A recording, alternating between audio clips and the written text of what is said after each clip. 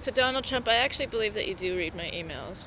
I really do, because you do have that much energy. You are a fireball of energy. It is surreal how much energy you have. Wow, yeah, you're an energetic man. So I believe you have time for this. Not time, but you make time somehow. I wrote you an email, but I'm going to reiterate what I said, just in case. And so I was sitting there thinking this morning, like, picturing, like, what if we went to each other's houses, like, pretend I had one.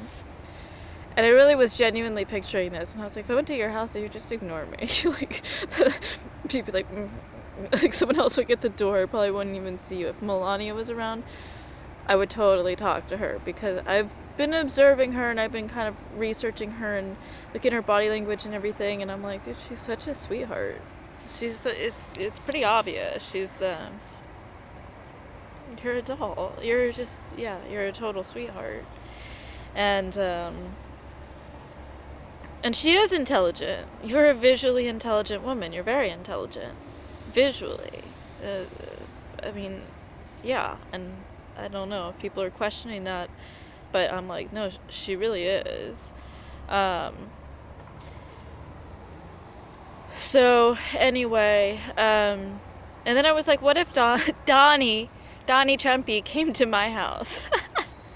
Right? But I really did picture it, and I was like, what would I do? And I was like, well, I'd be nice to him. And I just started picturing what I would do, and he would hate it, but he would feel better. And the first thing I would do was smudge you, because ain't nobody coming into my house not smudged, but yeah. And you'd be like, what the hell is this? But you'd feel better. And then I'd spray you with jasmine water, and you'd be like, what the hell? Hippie, get out of my face. But you'd feel better. And I'd be like, come here. And I'd put my finger in Archangel Michael oil, and I'd stick it on your back. And he'd be like, what? Stop touching me. What the hell? I've been ambushed. And I'd be like, uh-huh. I've just cleansed you, protected you, and given you love. Come on in. And I'd offer you some food. And it would be something from my hippie farm, so it'd be something very nutritious and hippified, and wholesome, and you'd be like, this is poor people food. I don't want this. I'd be like, just Donnie, just try it. And he'd be like, oh my god, this is really good. And I'd be like, I know. What do I do now? I got fat on my form. Just sit there and make food. And then I'd be like, here's your tea from my special honey. From the bees outside. Plants. And your body would feel relaxed and warm and comfortable. And then from whatever happens from there, it doesn't really matter. Because I've done exactly what I would do for you. And you'd leave with a little party bag. And I'd put my hippie stuff in it, and I'd give you some sage, so you too could smudge. And you'd be like, that stuff stinks. You throw it out the window. And I'd give you some hyssop, so you could do that. Take a hyssop bath, and you would not do that. Melania might find it later and be like, what is this? And maybe she'd use it, and she'd feel better, but you'd feel better later, right? Give you some oils and whatnot, and that would be that, and the rest doesn't matter. And I'm like, why would I do that? We're obviously so politically different. Why would I do that? I'm like, because it's not hard to be nice to people. It's really not. And I would do that because that's what I would do. Because I'm a fucking hippie. and because that's my way of showing love for people, is to do these things. And you know, I'm realizing as time goes on, I'm in a sticky situation, man. I'm a political hostage, so the conversation necessarily becomes political. And you're in a political position that, you know, you take actions that I don't agree with. So what do I do? Do I not say anything? Do I say everything? What do I do? And still be okay with God in the position that I'm put in. hey, man, God put me here. I didn't put myself here. You really, really, really need to hear that point. I didn't even know who the Illuminati was. I didn't even know until I was already out on the street. It was not my intention to become famous. It was not my intention to make an uproar or a mini revolution or be a journalist or any of this stuff. All I've ever wanted was to defend my son. That's it. That's it. That's it. That's it. And everything else that comes after that is all second. And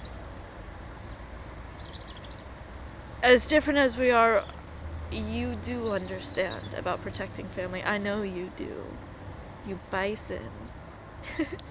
I mean that as a compliment. I'm still hippie. But you do understand. And I know you do feel defensive when, say, SNL writers talk shit about your son, or if people talk shit about Melania, and you do have that. And I just don't think, if Melania had been pregnant and you had been angry with her, I just don't ever think you would have left her poor and starving and in a position to lose that baby. I really don't think so. I don't think that of you. And you are sitting there obliterating things that you view as weak over and over and over already within week 1. And I know you don't like terrorism. And you're anti-terror. Look what you did. Day 1, you took out the ISIS leader. You're on a mission, man. You're on a mission. And so I'm just wondering, why are you endorsing this weak campaign? This is Obama's cowardly behavior. Why are you falling behind Obama's lead on this? Why are you displaying weak behavior and endorsing terrorism? Now, you're never really gonna like me. And I really can't help that. And even though I think if we personally hung out, we could make each other laugh. Oh, I know we could. Oh, I know it. The fact is, I'm a woman talking.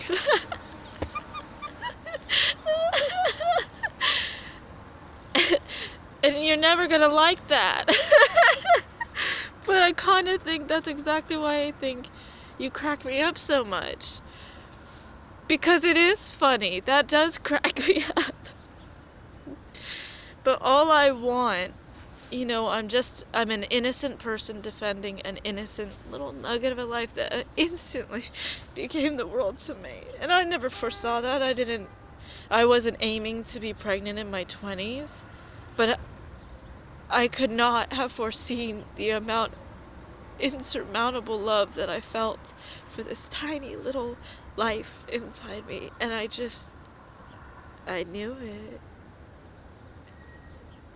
And instantly my whole life was different. And I was fine with that. Every other aspiration I had, and every thing, iron in the fire and business venture and all of it, it just didn't matter. It just didn't compare. And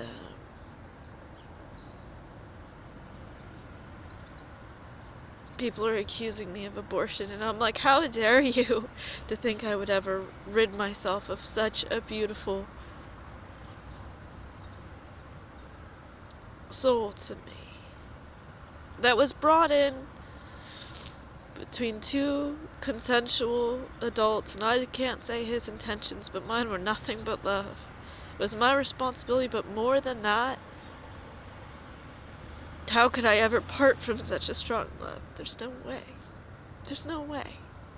So, all I want is to go home. To have a quiet life at home. That's all I want. And to help other things grow. Plants and myself and my bees. And I'm just asking that you send me home, sir. Please send me home.